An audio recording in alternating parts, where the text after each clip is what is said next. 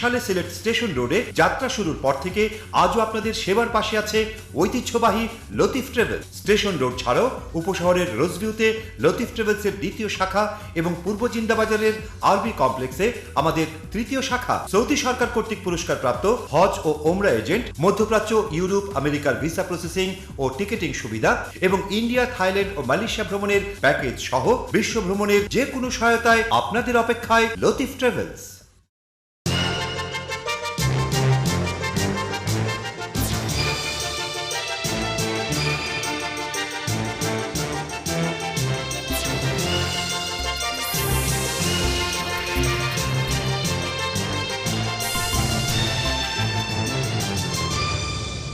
আসসালামু আলাইকুম। আমন্ত্রণ সবাইকে সিলেট স্টুডিও থেকে চ্যানেল এস সিলেটের খবরে।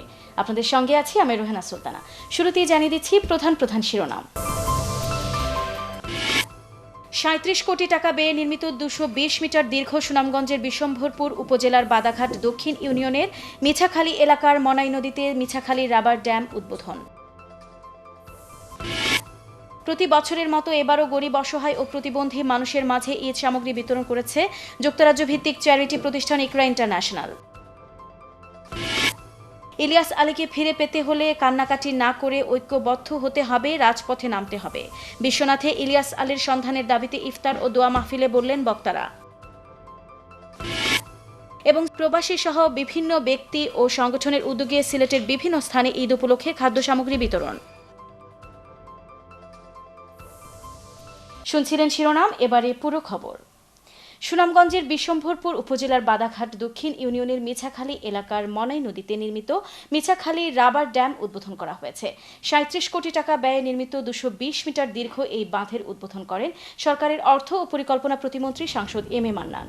বাংলাদেশ কৃষি উন্নয়ন কর্পোরেশন বিএনডিসির চেয়ারম্যান মোহাম্মদ নাসিরুজ্জামানের সভাপতিত্বে অনুষ্ঠানে বক্তব্য দেন অর্থ ও পরিকল্পনা প্রতিমন্ত্রী এম এ মান্নান। সুনামগঞ্জ ৪ আসনের সাংসদ পীর ফজলুর রহমান মেজবাহ, সুনামগঞ্জ ও মৌলভীবাজার জেলার সংরক্ষিত নারী আসনের সাংসদ শামসুন নাহার বেগম শাহানা, সুনামগঞ্জের জেলা প্রশাসক শেখ রফিকুল ইসলাম, পুলিশ সুপার মোহাম্মদ হারুনুর রশিদ, সুনামগঞ্জ জেলা যুবলীগের আহ্বায়ক খায়রুল হুদা চপল। অর্থ ও পরিকল্পনা প্রতিমন্ত্রী এম এ মান্নান তার বক্তব্যে বলেন, বর্তমান সরকার কৃষি এবং কৃষকের উন্নয়নে খুবই আন্তরিক। ফসলের উৎপাদন বাড়াতে হাওর এলাকায় এরকম আরও রাবার বাঁধ নির্মাণ করা হবে। এই বাঁধ নির্মাণে ব্যয় হয়েছে ৩৭ কোটি টাকা, অথচ এবারই এই বাঁধের কারণে ৭০ থেকে ৮০ কোটি টাকার ফসল অকাল বন্যার হাত থেকে রক্ষা পেয়েছে।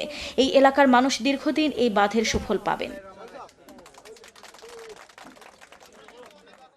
প্রতি বছরের মতো এবারও গরিব, অসহায় ও প্রতিবন্ধী মানুষের মাঝে ঈদ সামগ্রী বিতরণ করেছে যুক্তরাজ্য ভিত্তিক চ্যারিটি প্রতিষ্ঠান ইকরা ইন্টারন্যাশনাল। ইকরার উদ্যোগে ঈদের পূর্ব মুহূর্তে খাদ্য সামগ্রী পেয়ে গরিব ও দুস্থ মানুষ উদ্যোক্তাদের প্রতি প্রাণ ভরে দোয়া করেন। বিস্তারিত জানাচ্ছেন মোয়াজ্জেম সাজু, ক্যামেরায় ছিলেন বেলাল আহমেদ। সিলেটের প্রতিবন্ধী, বিধবা মহিলা সহ অসহায় মানুষদের কাছে অতি পরিচিত নাম যুক্তরাজ্যস্থ চ্যারিটি সংস্থা ইকরা ইন্টারন্যাশনাল। প্রতি বছর এই অসহায় মানুষগুলো রমজান মাস এবং ঈদের আগ মুহূর্তে অপেক্ষা করতে থাকে কবে ইকরার সাহায্যের ডাক পড়বে। যুক্তরাজ্যে বসবাসরত বিত্তবান প্রবাসীদের সহযোগিতায় ইকরা ইন্টারন্যাশনাল প্রতি বছর সিলেটে এসব অসহায় প্রতিবন্ধী মানুষের মাঝে ঈদের খাদ্য সামগ্রী বিতরণ করে থাকে। এবারও তারা সিলেট বিভাগে ৭০০ অসহায় মানুষদের মাঝে খাদ্য সামগ্রী বিতরণ করেছে। ঈদের আগে এই খাদ্য সামগ্রী পেয়ে অনেক খুশি তারা। বলবো যে ইকরা আমাদের ঈদ উপলক্ষে আমাদের গরিব দুঃখীর সাহায্য করছেন। আমরা তাদের প্রাণ ভরে দোয়া করি। আমরা প্রত্যেক বছর দেন, তারা লাগে আমরা দোয়া করি। একটা নারকেল তো স্বাভাবিক কিনতে গেলে ৪০ টাকা লাগে, কারণ ৪০ টাকা আমার যোগাইতে আমার সমস্যা আছে। আমি তো আর চললে গিয়া কোনো আনতাম পারি না, সাহায্য লইয়া আমার চলা। বাজারে সবকিছুর দাম ঊর্ধ্বমুখী থাকায় এই অসহায় মানুষগুলো দীর্ঘ ১ মাস রোজা রাখার পর টাকার অভাবে ঈদে এসব খাবার থেকে বঞ্চিত থাকে। এই খাদ্য সামগ্রী পেয়ে ইকরা সহ যারা এই সহযোগিতা করেছেন তাদের জন্য দুহাত তুলে দোয়া করেছেন প্রতিবন্ধীরা। খাদ্য সামগ্রী বিতরণ করেন ইকরা ইন্টারন্যাশনাল বাংলাদেশ চ্যাপ্টারের চেয়ারম্যান মুক্তাবিসুন নূর। তিনি জানালেন, ইকরার কাজই হচ্ছে প্রতিবন্ধী সহ সকল অসহায় মানুষদের নিয়ে কাজ করা। যারা ইকরাকে সহযোগিতা করেছেন তাদের প্রতি কৃতজ্ঞতা প্রকাশ করেন তিনি।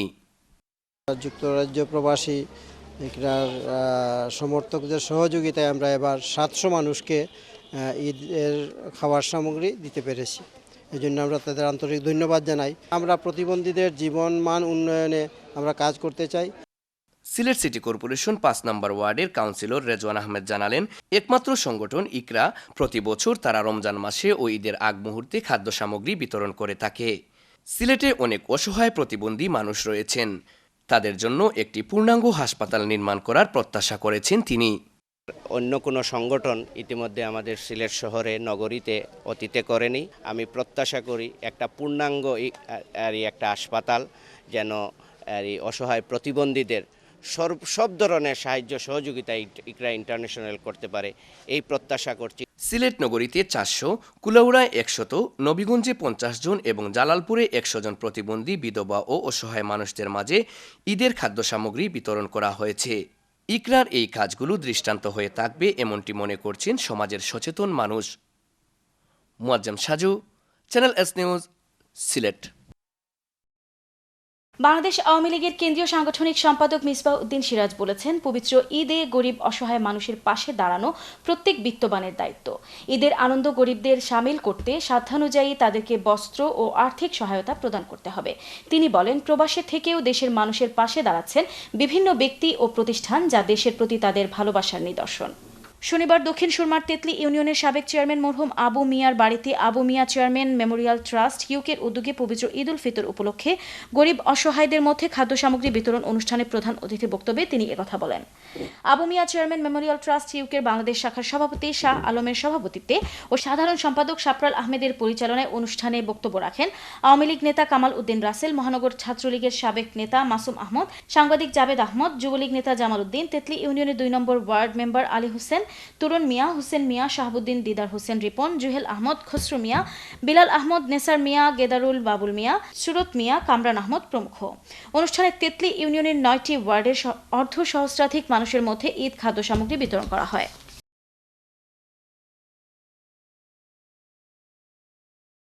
বিশ্বনাথের অলঙ্কারী ইউনিয়নের অসহায় হতদরিদ্র 4 শতাধিক পরিবারের মধ্যে ঈদের খাদ্য সামগ্রী বিতরণ করা হয়েছে।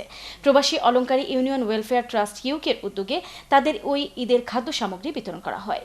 বৃহস্পতিবার দুপুরে অলঙ্কারী প্রাথমিক বিদ্যালয় সংলগ্ন মার্কেটে আনুষ্ঠানিকভাবে ঈদের খাদ্য সামগ্রী বিতরণ করেন অনুষ্ঠানের অতিথিরা। খাদ্য সামগ্রী বিতরণী অনুষ্ঠানে প্রধান অতিথি ছিলেন অলঙ্কারী ইউনিয়নের চেয়ারম্যান লিলু মিয়া ও প্রধান বক্তা ছিলেন ইউনিয়নের নবনির্বাচিত চেয়ারম্যান নাজমুল ইসলাম রুহেল। বক্তব্যকালে তারা বলেন, প্রবাসী অলঙ্কারী ইউনিয়ন ওয়েলফেয়ার ট্রাস্ট গঠনের পর থেকে ওই ইউনিয়নের সুবিধাবঞ্চিত মানুষের কল্যাণে কাজ করে যাচ্ছে। সরকারি ও প্রবাসীদের আর্থিক সহযোগিতা পরিকল্পিতভাবে কাজে লাগাতে পারলে একদিকে যেমন এলাকার উন্নয়ন ত্বরান্বিত হবে, অন্যদিকে বিশ্বনাথের দারিদ্র্য বিমোচনেও বলিষ্ঠ ভূমিকা রাখতে সক্ষম হবে। বিশিষ্ট ব্যবসায়ী শিরজা মিয়ার সভাপতিত্বে অনুষ্ঠানে বিশেষ অতিথির বক্তব্য রাখেন বিশিষ্ট সমাজসেবক ফারুক আহমদ, ইউপি সদস্য রাজুক মিয়া রাজ্জাক, বিশিষ্ট ব্যবসায়ী আব্দুস সালাম, ইউপি সদস্য ওদুদ মিয়া, রফিক মিয়া মেম্বার, কবি নজমুল ইসলাম মকবুল ও যুবনেতা রানা মিয়া। অনুষ্ঠানের শুরুতে স্বাগত বক্তব্য রাখেন রফিকুল ইসলাম মেম্বার এবং কেরাত পাঠ করেন কারি বিল্লাল হোসেন। সভা শেষে অলঙ্কারী ইউনিয়নের 4 শতাধিক হতদরিদ্রদের মধ্যে ঈদের খাদ্য সামগ্রী বিতরণ করেন অনুষ্ঠানের অতিথিরা। বিশ্বনাথে শনিবার বিকেলে আল ফুরকান ট্রাস্ট ইউকের উদ্যোগে দেওকলস ফুরকানিয়া হাফিজিয়া মাদ্রাসায় দারুল কেরাতের সমাপনী অনুষ্ঠান, ইফতার ও দোয়া মাহফিল অনুষ্ঠিত হয়েছে। দারুল কেরাতের নাজিম মাইনুদ্দিনের সভাপতিত্বে সমাপনী অনুষ্ঠান, ইফতার ও দোয়া মাহফিলে বক্তব্য রাখেন কাহিরঘাট দাখিল মাদ্রাসার শিক্ষক মাওলানা সাইদুর রহমান। এ সময় উপস্থিত ছিলেন হাফিজ কামাল উদ্দিন, ফজলুর রহমান, আব্দুল নূর, রাসেল আহমদ, আহমেদুর রহমান, আওলাদ হোসেন সুবা মিয়া, জিলু মিয়া, আহাদ মিয়া, মাসুদ মিয়া, হাফিজ আলী নূর, আয়ুব আলী, সাইফুর রহমান, মাহমুদুর রহমান, কারি শামসুর রহমান, কাউসার আহমদ। ট্রাস্টের ব্যবস্থাপনায় পহেলা রমজান থেকে মাসব্যাপী দারুল কেরাত মজিদিয়া ফুলতলি ট্রাস্টের কোরআন প্রশিক্ষণ প্রদান করা হয়। অনুষ্ঠানে কোরআন প্রশিক্ষণে অংশগ্রহণকারী শিক্ষার্থীদের মধ্যে সনদ ও পুরস্কার বিতরণ করা হয়। সিলেটের খবরে নিচ্ছি ছোট্ট একটা বিরতি, আমাদের সঙ্গেই থাকুন। ফিরে এসে অন্যান্য খবরের সাথে দেখবেন, ইলিয়াস আলীকে ফিরে পেতে হলে কান্নাকাটি না করে ঐক্যবদ্ধ হতে হবে, রাজপথে নামতে হবে। বিশ্বনাথে ইলিয়াস আলীর সন্ধানের দাবিতে ইফতার ও দোয়া মাহফিলে বললেন বক্তারা। এবং প্রবাসী সহ বিভিন্ন ব্যক্তি ও সংগঠনের উদ্যোগে সিলেটের বিভিন্ন স্থানে ঈদ উপলক্ষে খাদ্য সামগ্রী বিতরণ।